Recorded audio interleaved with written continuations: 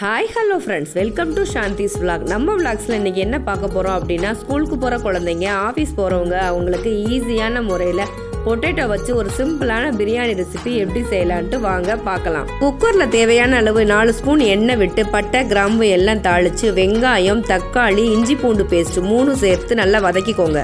வெங்காயம் வதங்குறதுக்கு தேவையான அளவு கொஞ்சோண்டு உப்பு சேர்த்து நல்லா வதக்கிக்கோங்க.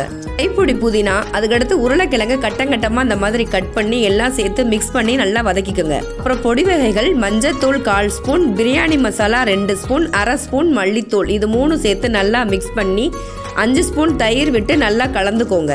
அரிசியோட அளவு 1 உலக்கு அரிசிக்கு 2 உலக்கு தண்ணிங்க. அவ்வளோதான். 2 உலக்கு தண்ணி விட்டு ஃபஸ்ட் நல்லா கொதிக்க விடுங்க. அரிசியை நல்லா கழுவி வச்சுட்டு தண்ணி கொதி வந்த பிறகு அரிசியை சேர்த்து 3 விசில் வந்ததுக்கப்புறம் சிம்மில் வச்சு ஒரு 5 மினிட்ஸ் ஆஃப் பண்ணி பாருங்கள். சூப்பரான சுவையான உருளைக்கிழங்கு பிரியாணி ரெடிங்க.